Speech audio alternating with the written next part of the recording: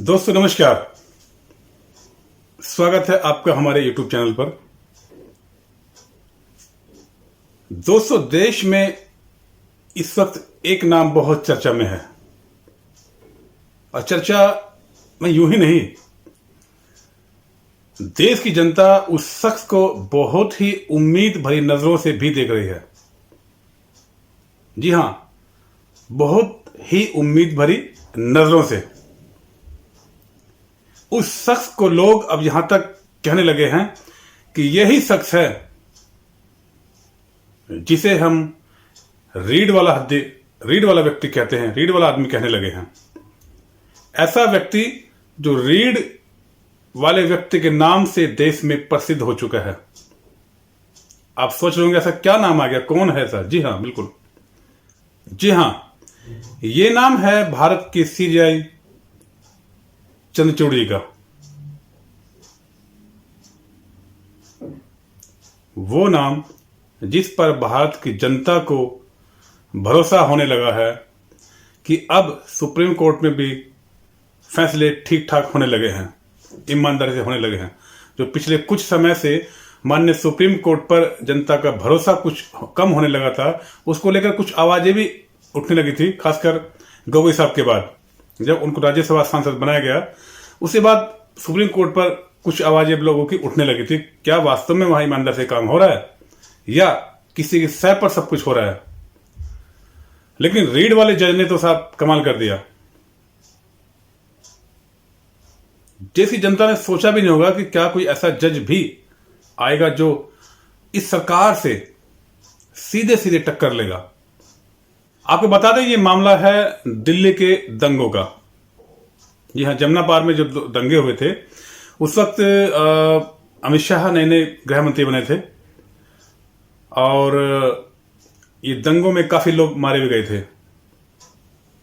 दंगों में बहुत सारे संगठनों के नाम आए थे, कुछ सच्चे भी, कुछ झूठे भी। इसको लेकर के जो गोदी मीडिया का जो रवैया था वो तो बहुत अच्छा लोगों ने नहीं देखा। लोगों ने यही कहा कि चैनल ठीक नहीं है, इन्होंने वास्तविकता को छुपाया है, वास्तविकता को दिखाया नहीं है। सर इसी के बाद इन सब चैनल को गोदी मीडिया कहना शुरू कर दिया गया था लोगों ने। लोग समझ गए कि चैनल क्या काम कर रहे हैं। भारत की जनता इनको समझने लगी थी कि ये चैनल अब हमारे लिए कोई आवाज नहीं उठाएंगे।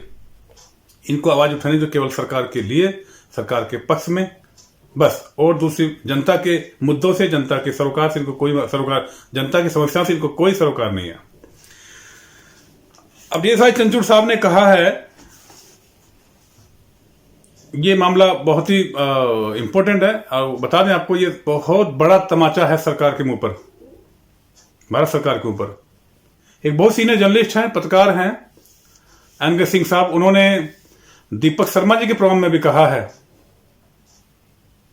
कि इस सरकार के लिए ये बहुत बड़ा तमाचा है और अगर सरकार को थोड़ी भी शर्म है, थोड़ी भी हया है, तो उसको तुरंत अपने पद से इस्तीफा दे देना चाहिए। तो ये मामला है कि 2020 में जब दंगे हुए, उस वक्त अमित शाह जी नए गृह मंत्री बने थे और साउथ के दो चैनल हैं, एशिया नेट और मीडिया वन। यही वो दो चैनल थे जिन्होंने सरकार की आलोचना की थी।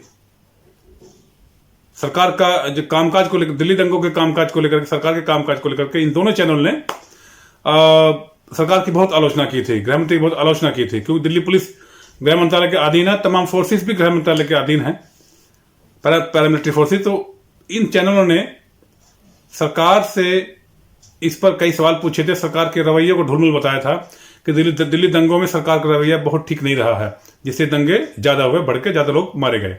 सरकार चाहती तो इस दंगे को कंट्रोल कर सकती थी। इसी को लेकर के इन चैनलों ने पूरा क्रिटिसाइज किया सरकार को। बस इतना ही था। उसके बाद इन चैनल को बंद कर दिया गया। आपको बता दें कि इन चैनलों ने यह आवाज उठाई थी कि जब दिल्ली में दंगे हो रहे थे, उस वक्त अमित शाह जी डोनाल्ड ट्रंप की आवभगत में लगे हुए थे। उनको दिल्ली दंगों से शायद उतना मतलब नहीं था, ऐसा मानना है लोगों का। इसी को लेकर के तत्कालीन जो सूचना प्रसारण मंत्री थे अनुराग ठाकुर, ऐसा बताया तो कुछ शाह के चेले बताए जाते हैं, शाह के काफी करीब बताए जाते हैं, तो उन्होंने इन चैनलों को ऑफ एयर कर दिया। खासकर इसमें जो थे मीडिया वन को, तो ये कहां तक कह दिया गया कि ये चैनल देश की सुरक्षा के लिए खतरा है और इनको ऑफ एयर कर दिया गया। अब ये मीडिया संस्थान जो है बाद में हाई कोर्ट भी गए, तो हाई कोर्ट ने भी इनको देश के लिए खतरा बताते हुए इनके बैन को जारी रखा, लेकिन इन्होंने हिम्मत नहीं हारी और ये चले गए सीजेआई चंद्रचूड़ जी की शरण में, सीजेआई चंद्रचूड़ जी की शरण में चले गए। वहां इन्होंने फिर अपील की, सुप्रीम कोर्ट ने अपील की। अब यहां मामला जो हुआ, यहां पर सुप्रीम कोर्ट ने कहा सरकार को लताड़ लगाते हुए, इवन की हाईकोर्ट को भी सुप्रीम कोर्ट ने लताड़ लगाई है कि कैसे आपने इनको ऑफ एयर का कंटिन्यू रखा। सुप्रीम कोर्ट ने कहा है कि जो चैनल, जो मीडिया संस्थान अगर आपका क्रिटिसाइज करता है वो देश विरोधी नहीं हो सकता। सरकार को आलोचना सुननी होगी, मीडिया का यही काम है, सरकार की आलोचना करना है, सरकार के कामों को देख रेख करके उसकी आलोचना या अच्छा बुरा बताना है।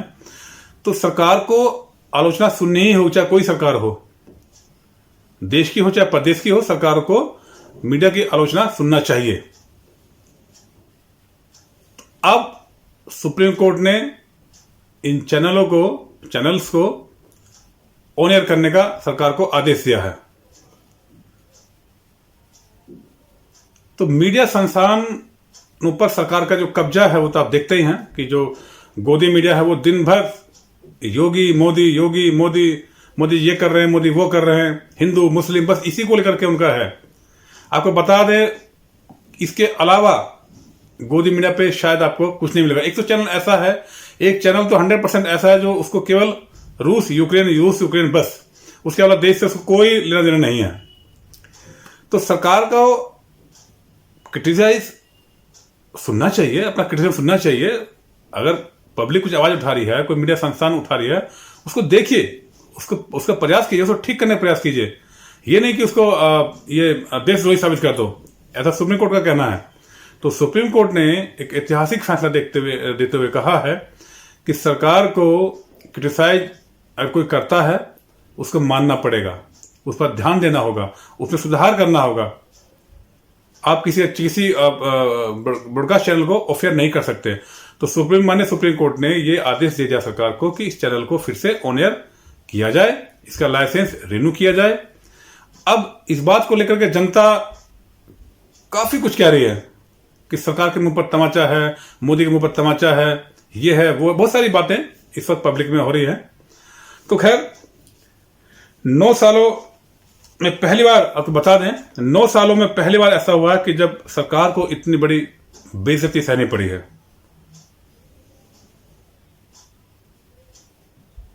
तो ये है कि मीडिया संस्थानों को आप बंद नहीं कर सकते, और मीडिया का काम है सरकार के कामों पर ध्यान देना, उसको अच्छा बुरा की तुलना करना।